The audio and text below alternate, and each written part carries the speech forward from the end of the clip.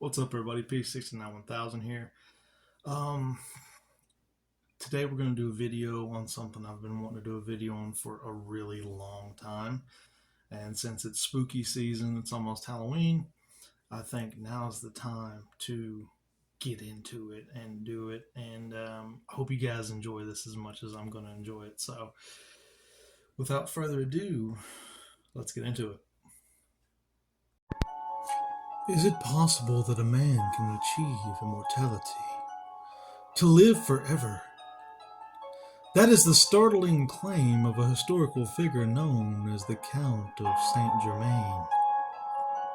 Records date his birth to the late 1600s, although some believe that his longevity reaches back to the time of Christ. He has appeared many times throughout history, even as recently as the 1970s, always appearing to be about 45 years old. He was known by many of the most famous figures of Europe, including Casanova, Voltaire, Catherine the Great, and many others. Who was this mysterious man? Are the stories of his immortality merely legend and folklore? Or is it possible he really did discover the secret of defeating death? When the man first known as the Count of St.Germain was born is unknown, although most accounts say he was born in the 1690s. A genealogical compiled by Anna Besant for her co-authored book, The Count de St.Germain, The Secret of the King, asserts that he was born the son of Francis Rosgul II, Prince of Transylvania, in 1690. Other accounts, taken less seriously by most, say he was alive in the time of Jesus and attended the wedding at Cana, where the young Jesus turned water into wine. He was also said to be present at the Council of Nicaea in 325 AD. What is almost unanimously agreed on, however, is that Saint Germain became accomplished in the art of alchemy, the mystical science that strives to control the elements. The foremost goal of this practice was the creation of Project Powder, or the elusive Philosopher's Stone, which, it was claimed, when added to the molten form of such base metals as lead, could turn them into pure silver or gold. Furthermore, this magical power could be used in an elixir that would impart immortality on those who drank it. The Count of St.Germain, it is believed, discovered the secret to immortality through alchemy.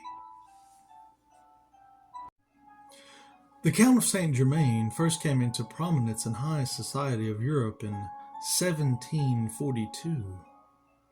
He had just spent 5 years in the Shah of Persia's court, where he had learned the jeweler's craft.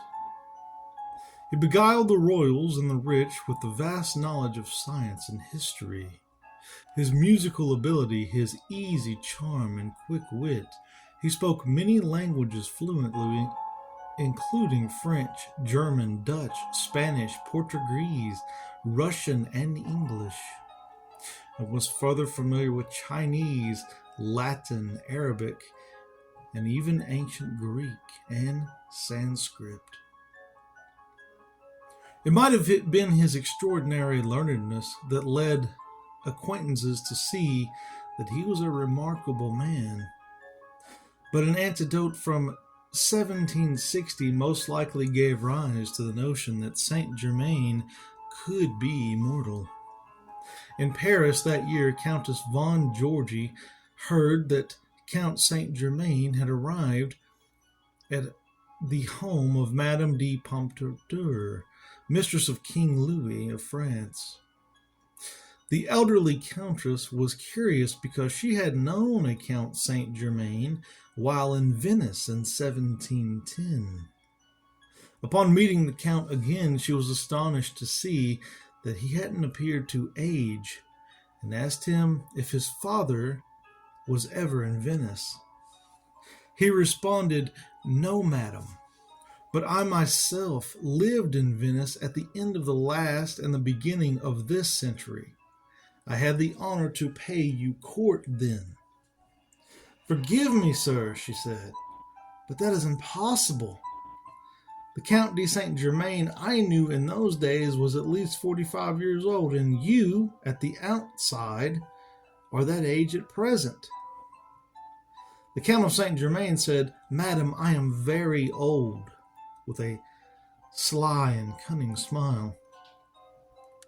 "But then you must be nearly 100 years old," she said.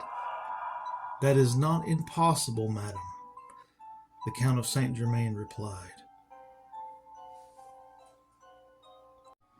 The Count of St. Germain traveled extensively throughout Europe over the next 40 years, and in all that time never seemed to age. Those who met him were impressed by his many abilities. He could play the violin. He was an accomplished painter. Wherever he traveled, he set up an elaborate laboratory, presumably for his alchemy work. He seemed to be a man of great wealth, but was not known to have any bank accounts. He dined often with friends because he enjoyed their company, but was rarely seen eating any food in public. He prescribed recipes for the removal of facial wrinkles and for dyeing of hair. He loved jewels, and much of his clothes, including his shoes, were studded with jewelry. He had perfected a technique for painting jewels. He claimed to be able to fuse several small diamonds into one large one. He also said he could make pearls grow to incredible sizes. He has been linked to several secret societies, including the Rosicrucians, the Freemasons, the Knights of Light, the Illuminati, and the Order of the Templars. The renowned 18th century philosopher Voltaire himself, a respected man of science and reason, said that the Count of St. Germain is a man who never dies and who knows everything. Throughout the 18th century, the Count of St. Germain continued to use his seemingly endless knowledge of the world in the politics and social intrigues of the European elite. The 1740s, he became a trusted diplomat in the court of King Louis of France, performing secret missions for him in England. In 1760, he performed a similar function, where he met the infamous lover Casanova, who said that the Count of St. Germain was an extraordinary man. In 1762, he traveled to Russia, where it is said he was complicit in a conspiracy that placed Catherine the Great on the throne. He later advised the commander of the Imperial Russian armies in the war against Turkey, which Russia won. In 1774, he returned to France when Louis and Marie Antoinette occupied the throne. He allegedly warned them of the revolution that was to come 15 years in the future. In 1779, he went to Hamburg, Germany, where he befriended Prince Charles of Hesse-Kassel. For the next 5 years, he lived as a guest in the prince's castle, and according to local records, that is where the Count of St. Germain died on February the 27th, 1784. This, however, is where things become strange. For an ordinary mortal, that would be the end of the story, but not for the Count of St. Germain. He would continue to be seen throughout the 19th century and into the 20th century as well. In 1785, he was seen in Germany with Anton Mesmer, the pioneer hypnotist. Official records of Freemasonry show that they chose the Count of St. Germain as their representative for a convention in 1785. After the taking of the Bastille at the French Revolution in 1789, the Countess Ademar said that she had a lengthy conversation with the Count of St. Germain. He allegedly told her of France's intimate future, and as if he knew what was to come. In 1821, she wrote, "I have seen St. Germain again, each time to my amazement. I saw him when the Queen, Marie Antoinette, was murdered on the 18th of Burma, on the day following the death of the Duke of Enghien in January the 1815, and on the eve of the murder of the Duke de Berry. The last time she saw him was in 1820, and each time he looked to be a man no older than his mid-40s. After 1821, the Count of St. Germain had taken on another identity. In his memoirs, Albert Van Dam wrote of meeting a man who bore a striking resemblance to the Count of St. Germain, but who went by the name Major Fraser. Van Dam wrote this in his personal journals.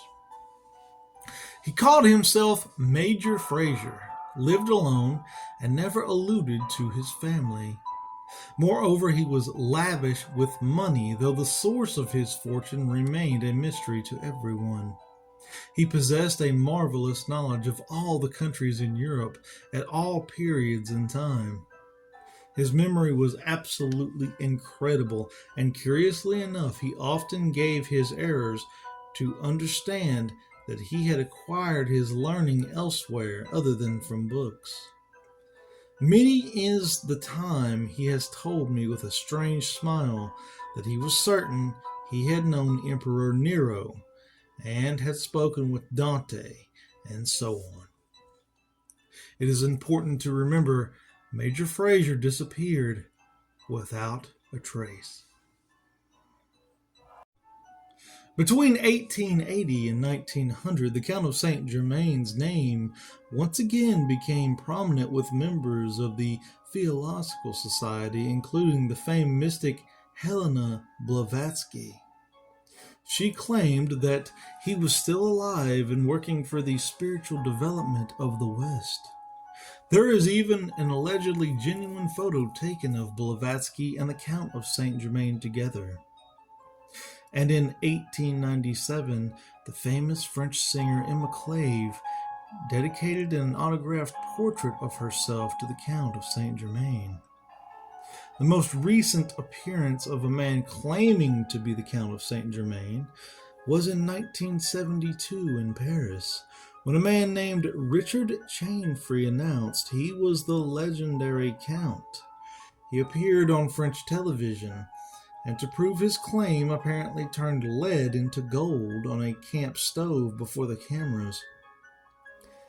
Chainfree unfortunately committed suicide in 1983.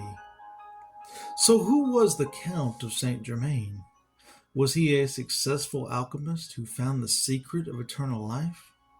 Was he a time traveler? Or was he a highly intelligent man whose reputation became a fantastic legend? So, who was the Count of St. Germain? That's a very important question. Was he a vampire? Did he really know alchemy so well that he could just turn almost any material into gold or silver?